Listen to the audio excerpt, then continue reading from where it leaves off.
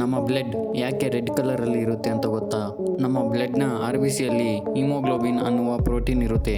ಈ ಪ್ರೋಟೀನ್ ಒಳಗೆ ಐರನ್ ಇರುತ್ತೆ. ಈ ಐರನ್ ಆಕ್ಸಿಜನ್ ಜೊತೆ ಬೈಂಡ್ ಆದಾಗ ರೆಡ್ ಕಲರ್ ಬರುತ್ತೆ. ಇನ್ನೊಂದು ಇಂಟ್ರೆಸ್ಟಿಂಗ್ ಡೀಟೇಲ್ ಏನಂದರೆ, ನಮ್ಮ ಬ್ಲಡ್ಡಲ್ಲಿ ಹೆಚ್ಚು ಆಕ್ಸಿಜನ್ ಇದ್ದರೆ ಬ್ರೈಟ್ ರೆಡ್ ಆ್ಯಂಡ್ ಕಡಿಮೆ ಆಕ್ಸಿಜನ್ ಇದ್ದರೆ ಡಾರ್ಕ್ ರೆಡ್ ಆಗಿರುತ್ತೆ.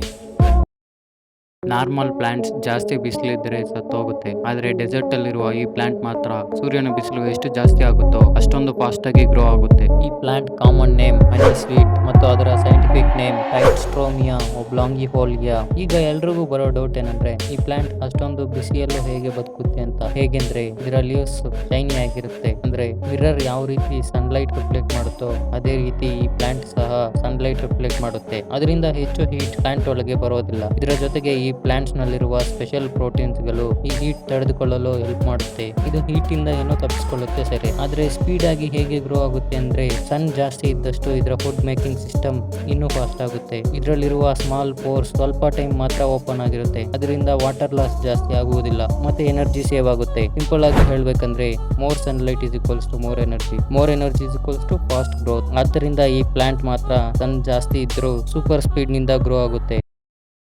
ಸುಮಾರು 3500 BCಯಲ್ಲಿ ಮೆಸೊಪೊಟೋಮಿಯಾದ ಜನರು ಮೊದಲು ಮಣ್ಣಿನ ಪಾತ್ರೆಗಳನ್ನು ಮಾಡಲು ಪಾಟರ್ಸ್ ವೀಲ್ ಅನ್ನು ಯೂಸ್ ಮಾಡ್ತಾ ಇದ್ರು. ನಂತರ ಒಂದು ಟೈಮಲ್ಲಿ ಈ ವೃತ್ತಾಕಾರದ ಮರದ ಚಕ್ರ ತಿರುಗಬಹುದು, ಅಂದ್ರೆ ಅದು ಭಾರವಾದ ವಸ್ತುಗಳನ್ನು ಸಾಗಿಸಲು ಸಹ ಯೂಸ್ ಮಾಡಬಹುದಲ್ಲ ಅಂತ ಯೋಚನೆ ಮಾಡಿದರು. ಆಗ ಅವರು ಆ ಚಕ್ರಗಳನ್ನು ಕಂಬಕ್ಕೆ ಜೋಡಿಸಿ ಗಾಡಿಗಳ ಚಕ್ರಗಳನ್ನು ನಿರ್ಮಿಸಿದರು. ಆ ಟೈಮಲ್ಲಿ ಮಾಡಿದ್ದ ವೀಲ್ಸ್ ತುಂಬಾ ಭಾರವಿತ್ತು. ನಂತರ ಸುಮಾರು 2000 BCಯಲ್ಲಿ ಸ್ಪೋಕ್ ಇರುವ ಚಕ್ರಗಳು ಬಂದವು. ಇದರಿಂದ ಅವು ತುಂಬಾ ಲೈಟ್ ವೇಟ್ ಮತ್ತು ಫಾಸ್ಟ್ ಆದವು. ಅಂದಿನಿಂದ ಇವತ್ತಿನವರೆಗೂ ಈ ವೀಲ್ಸ್ ಎವಾಲ್ವ್ ಆಗ್ತಾ ಬರ್ತಿದೆ.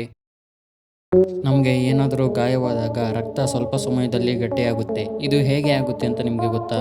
ನಮಗೆ ಗಾಯವಾದ ತಕ್ಷಣ ಪ್ಲೇಟ್ಲೆಟ್ಸ್ ಒಂದಕ್ಕೊಂದು ಸೇರಿ ಟೆಂಪ್ರವರಿಯಾಗಿ ಬ್ಲೀಡಿಂಗ್ ಸ್ಟಾಪ್ ಮಾಡುತ್ತೆ. ನಂತರ ಅವು ಸ್ಪೆಷಲ್ ಕೆಮಿಕಲ್ಸ್ ಅನ್ನು ಬಿಡುಗಡೆ ಮಾಡಿ ಕ್ಲಾಟಿಂಗ್ ಫ್ಯಾಕ್ಟರ್ಸ್ ಅನ್ನು ಆಕ್ಟಿವೇಟ್ ಮಾಡುತ್ತೆ. ಆಮೇಲೆ ಫೈಬ್ರಿನ್ ಅನ್ನುವ ಸಣ್ಣ ಪ್ರೋಟೀನ್ ಒಂದು ನೆಟ್ ತರ ಫಾರ್ಮ್ ಆಗುತ್ತೆ. ಅದು ಪ್ಲೇಟ್ಲೆಟ್ಸ್ ಮತ್ತು RBCಗಳನ್ನು ಹಿಡಿದುಕೊಳ್ಳುತ್ತದೆ. ಈ ರೀತಿ ಕ್ಲಾಟಿಂಗ್ ಗಾಯವನ್ನು ಮುಚ್ಚಿ ಬ್ಲೀಡಿಂಗ್ ಸ್ಟಾಪ್ ಮಾಡುತ್ತೆ. ಸನ್ಲೈಟ್ ಅರ್ಥಗೆ ಬರೋಕೆ 8 minutes 20 seconds ಬೇಕು. ಸೊ ಸನ್ ಕಾಣೆಯಾದ ಮೇಲೆ ಫಸ್ಟ್ 8 minutes ಎಲ್ಲ ಚೆನ್ನಾಗೇ ಇರುತ್ತೆ. ನಂತರ ಸಡನ್ ಆಗಿ ಎಲ್ಲ ಡಾರ್ಕ್ನೆಸ್ ತುಂಬುತ್ತೆ. ಡೇ ಟೈಮ್ ಅಲ್ಲೇ ನೈಟ್ ಆಗುತ್ತೆ. ಸನ್ ಗ್ರಾವಿಟಿ ಇಲ್ಲದಿರುವುದರಿಂದ ಅರ್ತ್ ಆರ್ಬಿಟ್ ಬಿಟ್ಟು ಸ್ಟ್ರೈಟ್ ಲೈನ್ ಅಲ್ಲಿ ಹೋಗ್ತಾ ಇರುತ್ತೆ. ನಮ್ಮ ಸೋಲಾರ್ ಸಿಸ್ಟಮ್ ನ ಆರ್ಡರ್ ತಪ್ಪಿ ಹೋಗುತ್ತೆ. ಡೇ 1 ಟೆಂಪರೇಚರ್ ಡೌನ್ ಆಗುತ್ತೆ. ಒಂದು ವಾರದ ನಂತರ ಟೆಂಪರೇಚರ್ ಸುಮಾರು -17°C ಗೆ ಹೋಗಿರುತ್ತೆ. ಆಕ್ಸಿಜನ್ ಲೆವೆಲ್ಸ್ ಕಡಿಮೆ ಆಗಿರುತ್ತೆ. ನಮಗೆ ಫುಡ್ ಶಾರ್ಟೇಜ್ ಆಗುತ್ತೆ. ಮತ್ತೆ ಸ್ವಲ್ಪ ಮಂತ್ಸ್ ಆದಮೇಲೆ ಟೆಂಪರೇಚರ್ -70°C ಹೋಗಿರುತ್ತೆ. ಅಷ್ಟೊತ್ತಿಗೆ ನಮ್ಮ ಅರ್ತ್ ಮೇಲೆ ಇರುವ ಎಲ್ಲ ಪ್ಲಾಂಟ್ಸ್ ಸತ್ತೋಗಿರುತ್ತೆ. 1 year ಆದ್ಮೇಲೆ ನಮ್ಮ ಅರ್ತ್ ಎಲ್ಲ ಫ್ರೀಸ್ ಆಗಿರುತ್ತೆ. ಕೇವಲ ಡೀಪ್ ಓಷನ್ ನಲ್ಲಿರುವ ಜೀವಿಗಳು ಮಾತ್ರ ಬದುಕಿರುತ್ತದೆ. ನಾವು ಬ್ಲಾಕ್ ಹೋಲ್ ಹತ್ತಿರ ಹೋದರೆ ಗ್ರಾವಿಟೇಷನಲ್ ಫೋರ್ಸ್ ನಮ್ಮ ಮೇಲೆ ಹೆಚ್ಚಾಗಿ ನಮ್ಮ ಬಾಡಿ ಎಲಾಸ್ಟಿಕ್ ತರ ಹಿಗ್ಗುತ್ತೆ. ಅಂದ್ರೆ ಒಂದು ರಬ್ಬರ್ ಬ್ಯಾಂಡ್ ನ ಒಂದು ಸೈಡ್ ಗಟ್ಟಿಯಾಗಿ ಹಿಡಿದುಕೊಂಡು ಇನ್ನೊಂದು ಸೈಡ್ ರಬ್ಬರ್ ಬ್ಯಾಂಡ್ ಎಳೆಯೋ ತರ ಇರುತ್ತೆ. ಒಂದ್ಸಲ ಅದರೊಳಗೆ ಬಿದ್ದ ಮೇಲೆ ಹೊರಗೆ ಬರುವುದು ತುಂಬಾ ಕಷ್ಟ ಅಥವಾ ಇಂಪಾಸಿಬಲ್ ಅಂತಾನೂ ಸಹ ಹೇಳಬಹುದು. ನಂತರ ನಾವು ಬ್ಲಾಕ್ ಹೋಲ್ ನ ಸಿಂಗ್ಯುಲಾರಿಟಿ ಪಾಯಿಂಟ್ ಅಂದ್ರೆ ಅದರ ಮಧ್ಯಭಾಗಕ್ಕೆ ಹೋಗುತ್ತೇವೆ. ಅಲ್ಲಿ ಯಾವುದೇ ಫಿಸಿಕ್ಸ್ ರೂಲ್ಸ್ ಅಥವಾ ನಿಯಮಗಳು ಕೆಲಸ ಮಾಡುವುದಿಲ್ಲ.